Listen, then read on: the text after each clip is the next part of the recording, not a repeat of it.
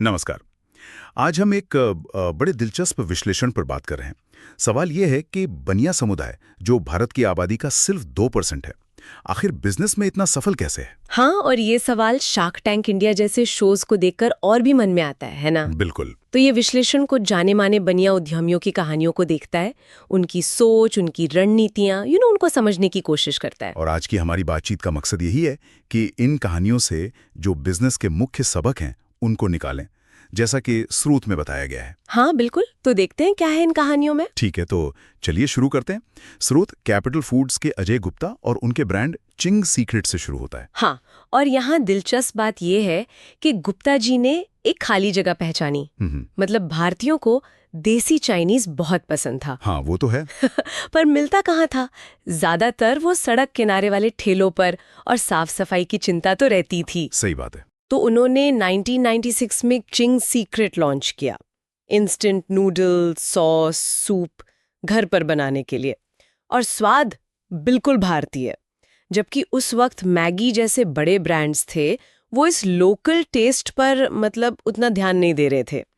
और उनकी वो विज्ञापन वाली स्ट्रैटेजी कमाल थी। रणबीर सिंह के साथ लगभग एक मिनी मूवी जैसा ऐड। हाँ, और वो भी यशराज फिल्म्स ने लॉन्च किया। सुनने में आया है बजट कोई 75 करोड़ रुपए का था।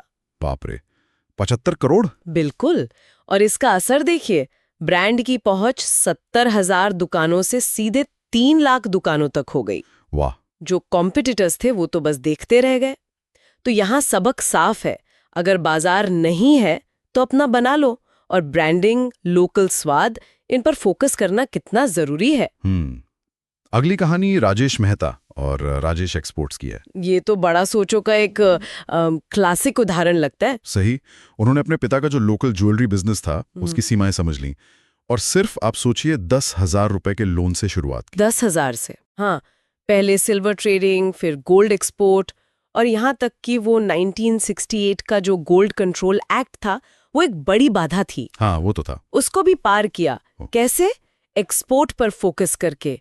तो ये दिखाता है कि रुकावटों को कैसे अवसर में बदला जा सकता है। कमाल है। और सबसे बड़ी बात, उन्होंने स्विट्जरलैंड की सबसे बड़ी गोल्ड रिफाइनरियों में से एक वॉलकम्बी, उसको खरीद लिया $400 मिलियन में। क्या बात है। आज वो दुनिया का करीब 35% सोना रिफाइन करते हैं। तो सबक सिर्फ बड़ा सपना देखना नहीं है, बल्कि उसको सच करने के लिए बड़े बोल्ड कदम उठाना और मुश्किलों का हल निकालना है ना? बिल्कुल सही। फिर आते हैं जेड ब्लैक अगरबत्ती के प्रकाश अग्रवाल जी। इनकी कहानी में ब्रांडिंग वाला एंगल बड़ा मजेदार है। हाँ, वो कई बार फेल हुए पहले, फिर उन्होंने गौर किया कि अगरबत्ती मार्केट में मतलब ब्रांडिंग की कमी है। अच्छा। और जो भी था वो ज्यादातर दक्षिण भारतीय खुशबुओं पर फोकस था। तो उन्होंने जेड ब्लैक लॉन्च किया, खास उत्तर भारतीय पसंद के हिसाब से पैकेजिंग बढ़िया रखी। और सेलिब्रिटी एंडोर्समेंट भी तो थे, ऋतिक रोशन, MS धोनी। हाँ बिल्कुल, ऋतिक रोशन, MS धोनी, बड़े नाम जोड़े। तो वो जो दिखता है वही बिकता है वाला फंडा काम कर गया। निश्चित रूप से। और इसी वजह से वो टॉप 3 ब्रांड्स में आ गए। ये दिखाता है कि ग्राहक के मन को, उसकी क्षेत्रीय पसंद को समझना कितना जरूरी है। अब इमामी के राधेश्याम अग्रवाल और राधेश्याम गोयनका, इनकी कहानी से लगता है कि लगातार सीखना बहुत जरूरी है। हाँ, ये लोग कॉलेज से ही बिजनेस में थे, पर पहला वेंचर जो था उसमें मार्जिन कम था। अच्छा। तो इन्होंने क्या किया, बड़े कॉर्पोरेशन में काम करके सीखा, बिरला ग्रुप में। वहां उन्होंने देखा कि पैकेजिंग कैसे काम करती है, कैसे लोग विदेशी लगने वाले नामों से आकर्षित होते हैं। और फिर इमामी लॉन्च किया, एकदम अलग प्रीमियम दिखने वाली पैकेजिंग के साथ। और वो कोल्ड क्रीम के छोटे पाउच वाली स्ट्रैटेजी भी तो इनकी ही थी। हाँ बिल्कुल, वो छोटे पाउच वाला आइडिया बहुत चला, किफायती भी था। बाद में जांडू को खरीदकर बिजनेस को और फैलाया। सोचिए, 20,000 रुपए के निवेश से शुरू करके आज 20,000 करोड़ का रेवेन्यू। कमाल की यात्रा है। तो सबक क्या है? अनुभव से सीखो, बाजार को देखो, और पैकेजिंग, कीमत, इन सब में नयापन लाओ। और आखिर में Ramesh Agarwal, Agarwal package and movers, 54 साल की उम्र में एयरफोर्स छोड़ी और सिर्फ 1,000 रुपए से शुरुआत। ये कहानी तो मतलब अविश्वसनीय लगती है ना? उन्होंने देखा कि सामान शिफ्ट करने में उनको खुद और दूसरों को कितनी दिक्कत होती है। हाँ, ये तो आम समस्या है। बिल्कुल। तो शुरुआत कैसे की? बैंकों से सस्ते जब्त किए हुए ट्रक खरीदें।